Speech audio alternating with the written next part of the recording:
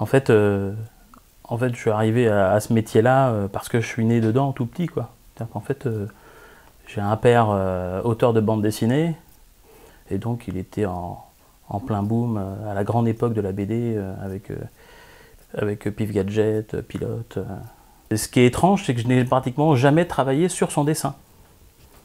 Donc c'est ça qui est étonnant. Tout le monde s'imagine que, comme je dessine Is No Good aujourd'hui, que je travaillais sur ses planches, alors qu'il m'a donné, à une période, il m'a donné des planches à ancrer. Bon, bah, j'essayais de les faire à côté, en même temps. Mais j'allais pas assez vite pour lui, donc finalement, j'ai fait une planche, j'ai ancré une planche, et puis il m'a retiré toutes les planches. Il m'a dit, tu vas pas assez vite, je reprends tout. Alors qu'il aurait pu me laisser aller à mon rythme, et je me serais fait la main, et puis après, je l'aurais vraiment aidé, j'aurais certainement été plus vite. Mais mon père n'était pas quelqu'un de patient, et il était dans son monde aussi. Pour la mise en couleur, par exemple, j'ai démarré par la mise en couleur avec lui, à mettre en couleur Grabadu et Gabadu Ch'tou. C'était deux personnages un peu dingues. Il sortait son premier album de Grabadu. Et donc, allez, vas-y, tu te lances. Tu fais avec de l'écoline. C'était de l'encre, en fait.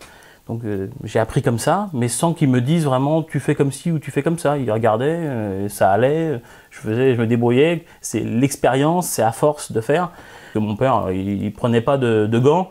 Il disait les choses, et comme je le connaissais par cœur, je me suis dit je vais pas me freiner parce qu'il va me bloquer, puis bon, je vais arrêter, quoi.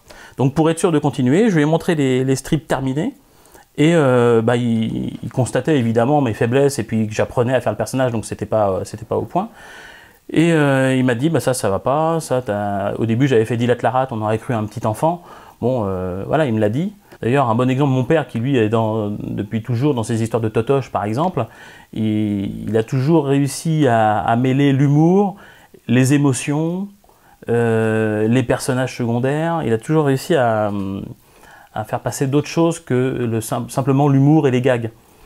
Il y a des choses qu'il arrive à nous faire passer qui sont très humaines, parce que mon père n'écrivait pas ses scénarios à l'avance. C'est-à-dire qu'ils avaient en tête. Aujourd'hui, on a des BD de grande qualité, puis on a des BD un peu moindres.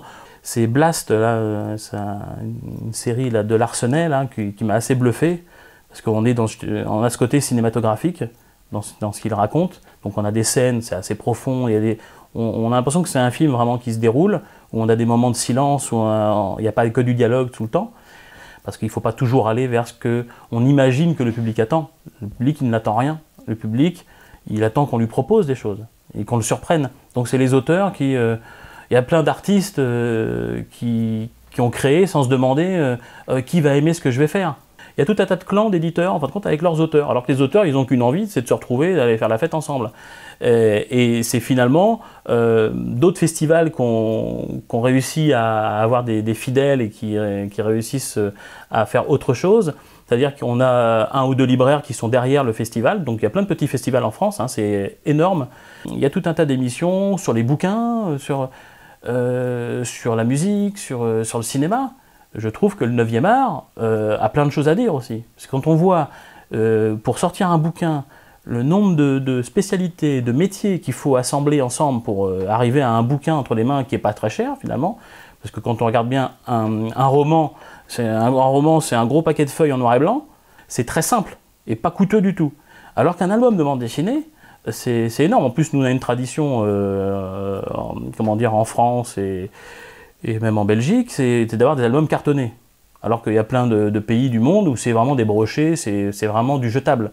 Alors que nous, on a cet amour du beau livre, et les albums de bande dessinée, il y a un scénario, il y a des storyboards pour construire tout ça, il y a ensuite le crayonné, il y a l'ancrage, il y a la mise en couleur, il y a en plus une technique particulière pour que le noir vienne se mettre en surimpression pour pas qu'il y ait des décalages dans l'impression, le pliage, le massicotage, il y a une reliure après vraiment cartonnée. Enfin bon, ça fait beaucoup d'étapes pour finalement quelque chose de très beau, très fourni, mais à l'arrivée finalement très simple et pas cher.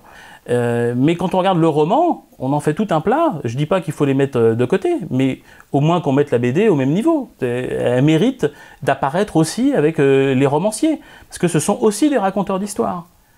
Mais celui qui m'a donné envie vraiment de faire de la bande dessinée, ou de dessiner en tout cas déjà au départ, et de raconter des choses, c'est mon père. Voilà. Mon père, ça a toujours été mon héros. Ça, c'est un super album, plein d'émotions. Il en a fait plein d'autres magnifiques.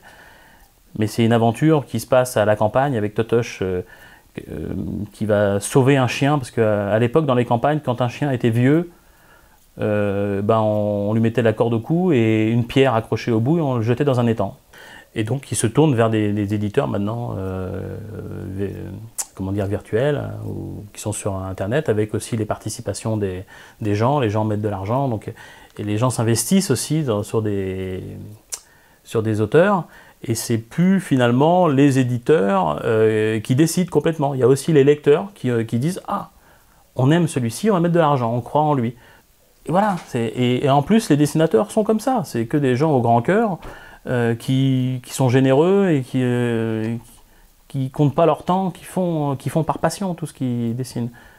Comme les musiciens aussi.